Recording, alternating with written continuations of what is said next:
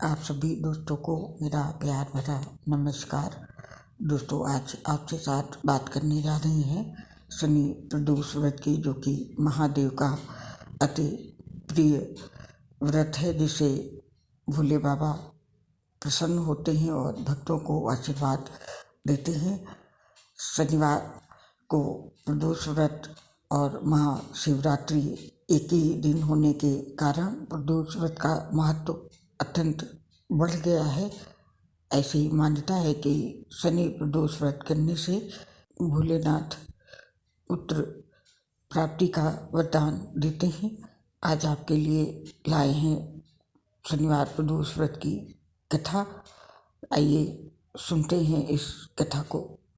पुराने समय की है। किसी एक नगर में एक साहूकार था। उसके घर में धन की कोई कमी नहीं थी, लेकिन उसके कोई संतान न होने के कारण वो बहुत दुखी था। संतान प्राप्ति के लिए वो हर सोमवार को व्रत रखता था और पूरी श्रद्धा के साथ शिव मंदिर जाकर भगवान शिव और माता पार्वती की पूजा करता था। उसकी भक्ति देखकर एक दिन माता पार्वती प्रसन्न होकर भगवान शिव से साहूकार की मनोकामना पूर्ण करने का निवेदन किया। पार्वती जी के आग्रह पर भगवान शिव ने कहा कि हे पार्वती, इस संसार में हर प्राणी को उसके कर्मों का फल मिलता है और जिसके भाग्य में जो हो उसे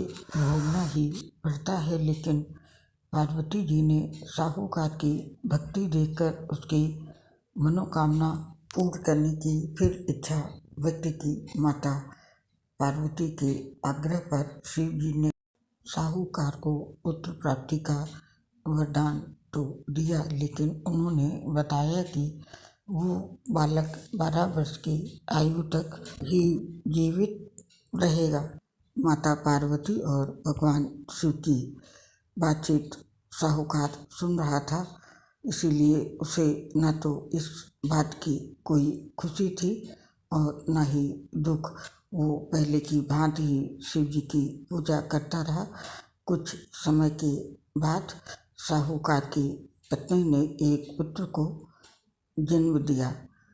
जब वो बालक 11 वर्ष का हुआ तो उसे पढ़ने के लिए काशी भेज दिया गया।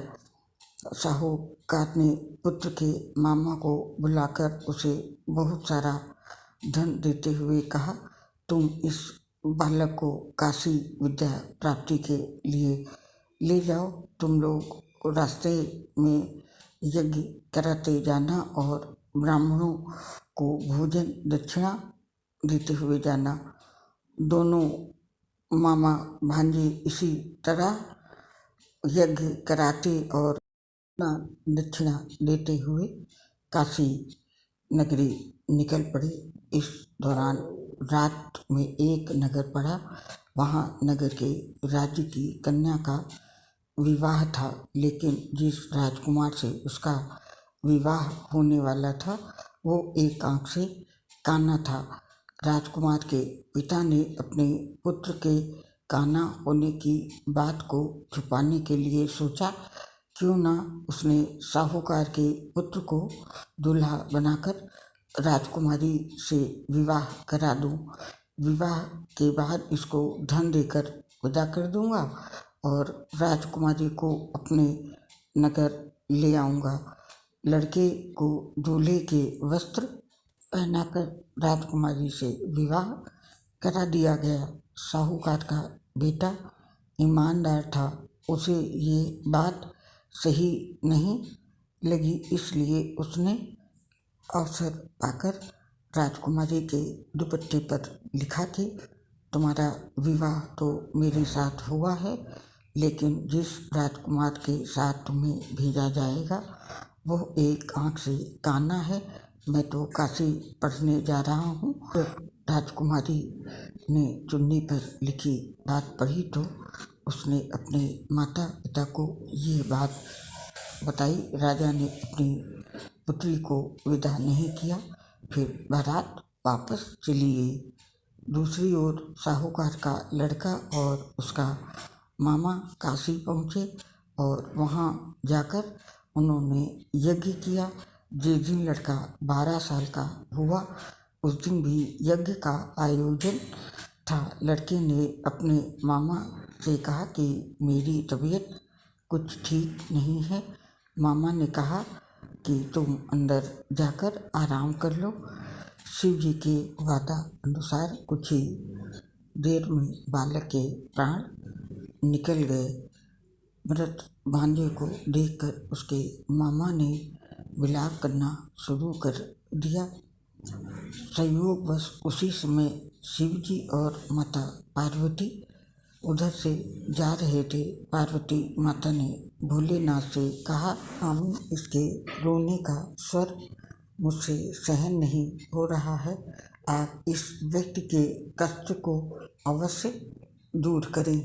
जब शिव जी उस मृत बालक के समीप गए तो वो बोले कि यह उसी साहूकार का पुत्र है जिसे मैंने 12 वर्ष की आयु का वरदान दिया था।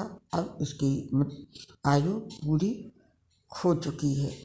लेकिन मातृ भाव से विभोर माता पार्वती ने कहा कि हे महादेव, आप इस बालक को और आयु देने की कृपा करें, अन्यथा इसके वियोग में इसके माता पिता भी तड़प तड़प कर मर जाएंगे।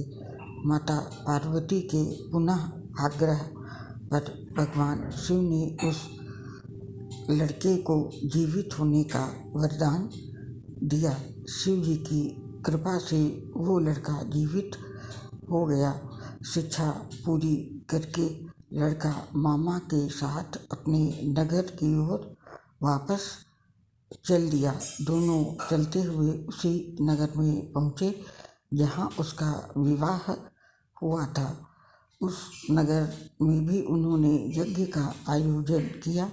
उस लड़के के ससुर ने उसे पहचान लिया और महल में ले जाकर उसकी खातिरदारी की और अपनी पुत्री को विदा किया। उधर साहूकार और उसकी पत्नी भूखे प्यासे रहकर बेटे की प्रतीक्षा कर रहे थे। उन्होंने प्रण कर रखा था यदि उन्हें अपने बेटे की मृत्यु का समाचार मिला तो वह भी प्राण त्याग देंगे। परंतु अपने बेटे के जीवित होने का समाचार पाकर वह बेहद प्रसन्न हुए। उसी रात भगवान शिव ने साहूकार के स्वप्न में आकर कहा, हे श्रेष्ठी, मैंने तेरे सोमवार के व्रत करने और व्रत कथा सुनने से प्रसन्न होकर तेरे पुत्र को लंबी आयु प्रदान की है। इसी प्रकार जो कोई सोमवार व्रत करता है या कथा सुनता है और पढ़ता है उसके सभी दुख दूर होते हैं और सभी मनोकामनाएं पूर्ण होती हैं। भगवान भोलेनाथ की कृपा से जैसे उस साहूकार और उसकी पत्नी के जीवन में पुत्र सुख प्राप्त हुआ, इसी प्रकार कथा सुनने और पढ़ने वाले को भोलेनाथ की कृपा मिले। भोलेनाथ की जय हो। दोस्तों, अब कथा यहाँ पे समाप्त होती है और आपसे विदा लेते हैं। फिर मिलेंगे, तब तक के लिए आप सभी को मेरा प्यार भरा नमस्कार। आप सभी ने अपना समय निकाला, इसके लिए आप सभी का हृदय से बहुत बहुत धन्यवाद।